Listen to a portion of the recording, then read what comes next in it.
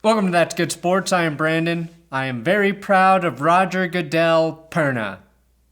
Holy hell, it must have been a wild weekend if I'm starting the video with that. Last Wednesday, Drew Brees received more backlash than I have ever seen a prominent player endure on social media for his tone-deaf comments about standing for the anthem. Today, 5 days later, he may now be one of the key leaders in the Black Lives Matter movement. I say, Drew, we need strong white men, powerful, influential, like you, to help us get the ball across the finish line. Plus, the Denver Broncos led a march in Denver, and Derek Carr and I have something beautiful in common. And it is not our affinity for wearing makeup to make us look pretty. It is not. Whew. That's good sports.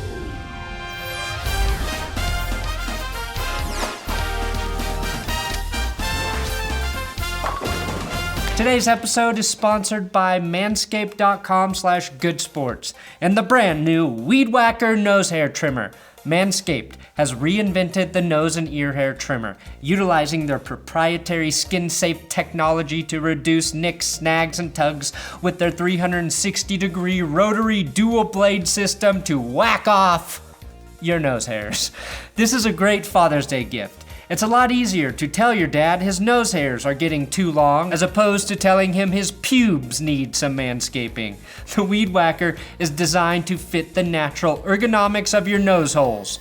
Ergonomics and nose holes, words that will definitely impress your dad this Father's Day. Check out the Performance Package, which gets you the Weed Whacker and the Lawnmower 3.0, plus a free pair of boxer briefs, a Manscaped travel bag, the pube mat, ball toner, and ball deodorant. And if you select the Peak Hygiene plan, you can get a replacement blade every 3 months for $14.99 now for both the Lawnmower 3.0 and the Weed Whacker. Again, discount code is manscaped.com/goodsports. Use that link. Well. It looks like old Derek Carr and I are both having girls. I hate that I have more in common with the Raiders quarterback right now than any other QB in the AFC West, especially if we're talking about horsecock Lock. But we need to be about unity more than ever. So, I am happy for Derek Carr. Congratulations, Derek. But I hate to be the bearer of bad news. I have it on good authority. He is not the father. Rich people do have access to advanced imaging ultrasound during pregnancy.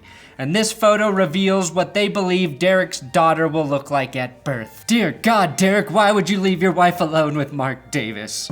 Now, I used my life savings to get the same imaging done for my little girl, and it is maybe equally disturbing. Now, DeAndre Baker's attorney, Ralph Vacciano, believes the armed robbery charges against Baker will be dropped. Now, it's not a big surprise that a guy who sounds like he's represented the mafia his entire life is a good lawyer.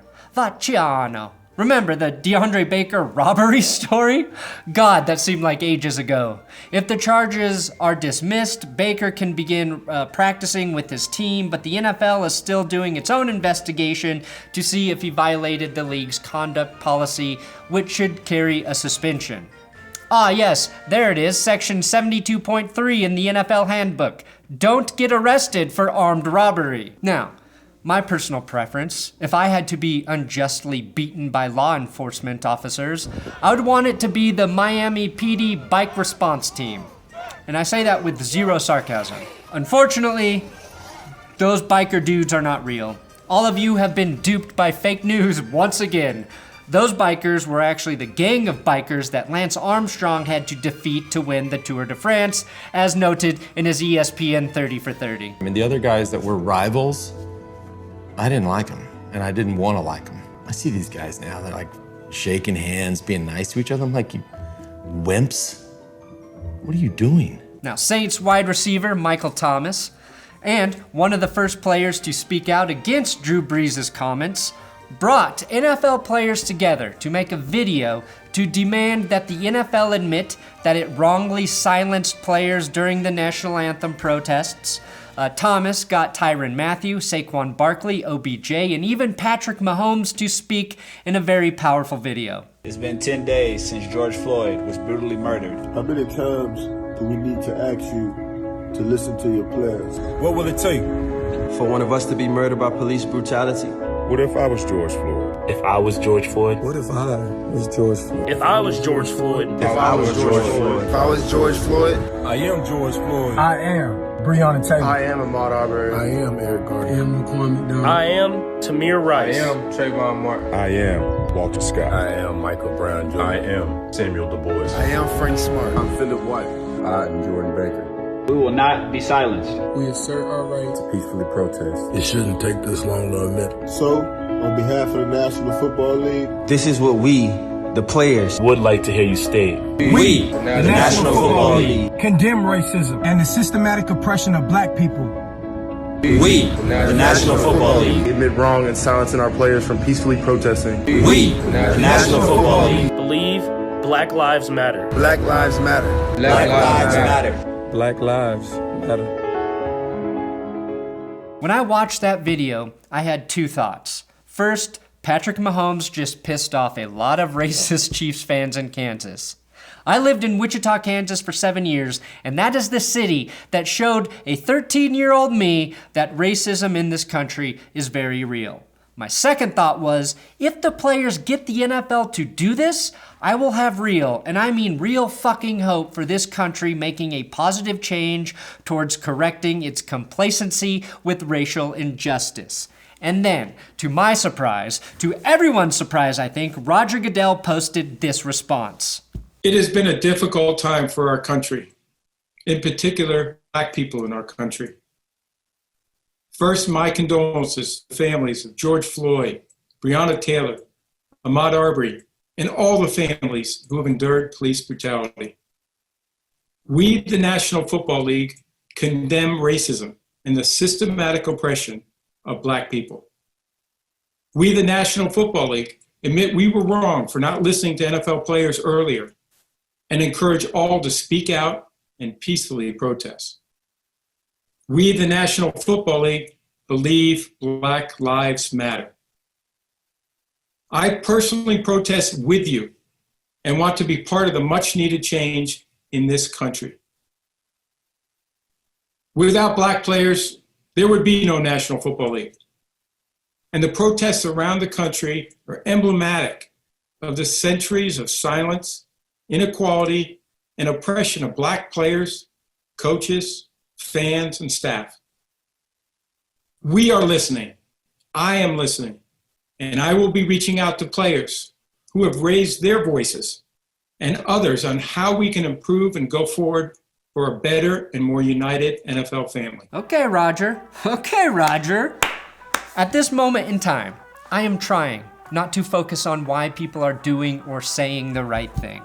In terms of the bigger picture, I think all that matters is that more and more people are standing up for what is right and that people are being empowered to speak for what is right. Not only should the players be credited for using their voices in that video, but many employees of the NFL applied internal pressure to convince Roger Goodell that the NFL needed to do more.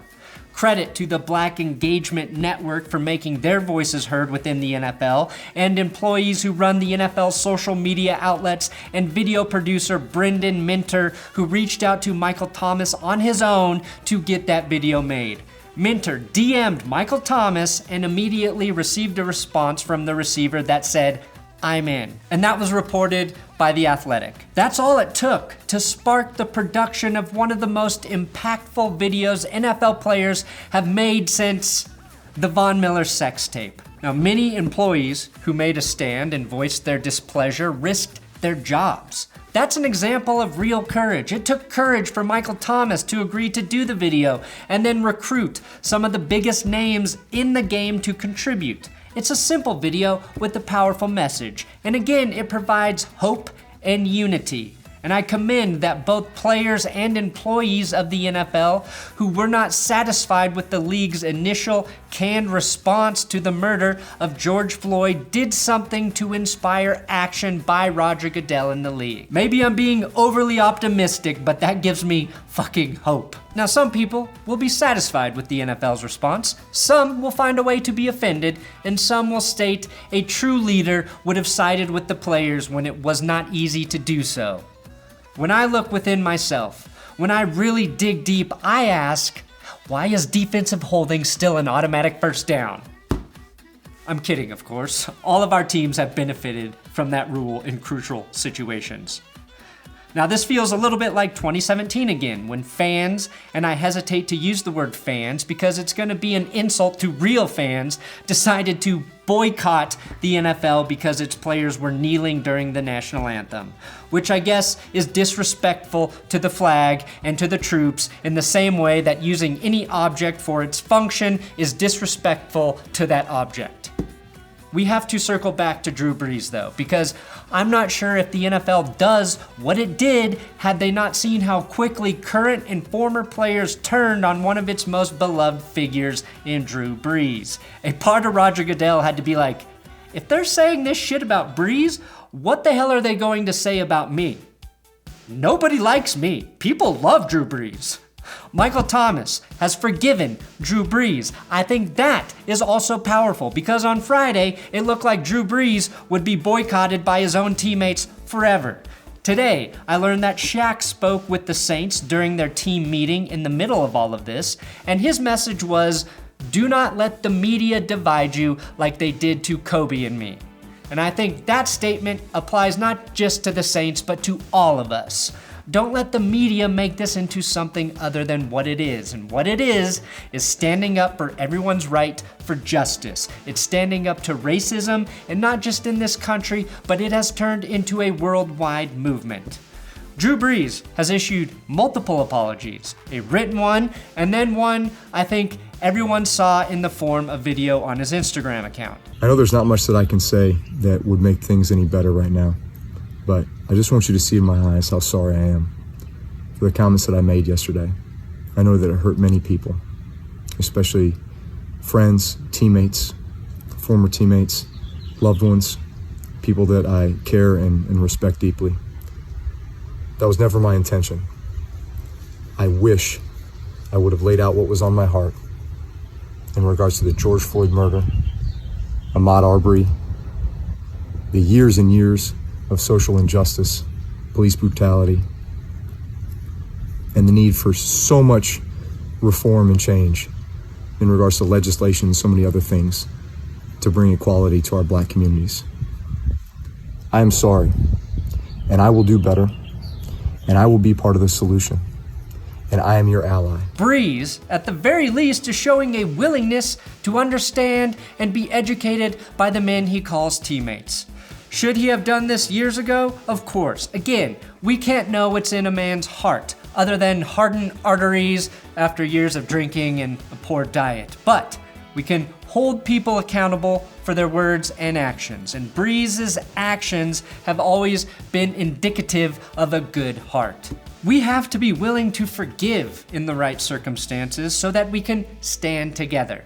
I can understand why the backlash against Drew Brees was so strong and severe, and in some ways I think it needed to be to get through to Drew. I think there is great power, though, in standing with someone who you disagree with, whose words brought real pain to you, who is now showing a willingness to try and change. I don't think that takes away from the cause or from the bigger picture. I think you can forgive like Michael Thomas and still realize we're not quite where we need to be. Hopefully, this empowers NFL players to stand together more fiercely and more united without fear of being picked apart and singled out for standing up for what is right. Drew Brees even reached out to one of his harshest critics, Shannon Sharpe, and they had a private discussion over the weekend. And guess what happened? I felt better after talking to Drew because it took a lot of courage for him to reach out to me, Skip. It took a lot. A lot of people, when you criticize them, I'm done with you. I ain't got nothing to say to you. But it took a lot for him. And I looked at him, and like I said, Drew, I said, time will tell. But I'm in your corner because I believe you can do this. I believe you can help us get to where we ultimately need to be. And at the end, that's all I care about. It's almost like when people take the time to talk one-on-one, man-to-man, woman-to-woman, man-to-woman, it's more effective and creates actual change. Now, after Drew Brees issued his apology video, Donald Trump attacked him on Twitter, saying Drew Brees should have never walked back his initial comments.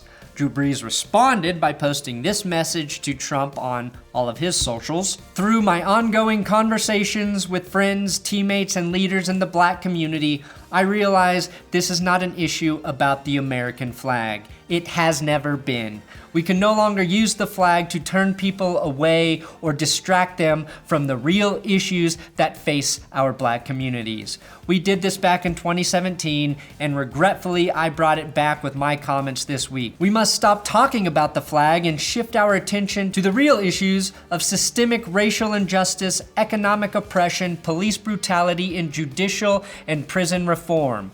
We are at a critical juncture in our nation's history. If not now, then when? We as a white community need to listen and learn from the pain and suffering of our black communities. We must acknowledge the problems, identify the solutions, and then put this into action. The black community cannot do it alone. This will require all of us. I'm actually feeling more optimistic this week than I was last week. As a Broncos fan, I am beyond proud of the team showing up together to speak to the people of Denver and to lead a peaceful protest to get the message that Black Lives Matter to hopefully even more people. We are seeing real leaders emerge like Justin Simmons. Keep fighting the good fight.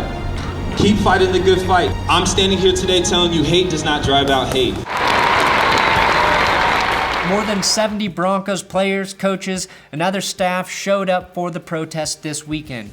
My friend Ryan Green was there covering it, and if you haven't followed Ryan Green on Twitter, I suggest you do. Now there are, of course, those who are still complaining, lifelong Broncos fans saying they are done with the Broncos because they don't agree with players and the organization taking a stand against racism. They don't agree with the organization taking a stand against racism. To those, I say, good riddance. Give up your season tickets to more worthy team and player supporters. We don't fucking need you. The Jacksonville Jaguars also had many members of their organization lead a march, and we're seeing athletes in all sports make their voices heard, including Michael Jordan, who's committing $100 million over the next 10 years to racial equality, social justice, and greater access to education. If you are a real fan of sports, if you have taken joy in watching athletes like Michael Jordan, LeBron James, Von Miller, Michael Thomas, or dare I even say Patrick Mahomes, and so many more, give yourself the chance to listen to them. That is the absolute least you can do. What makes me sad is the unwillingness for some to change or to grow. Drew Brees and his wife did some real soul searching and are now speaking about how they were wrong, how they were blinded by their privilege. I think that is powerful, and admitting you're wrong without fear is a sign of growth as a human being. Thanks for watching another episode of That's Good Sports. Please subscribe here on YouTube. I'm on Twitter, Instagram, @BrandonPerna if you care to follow those social media accounts.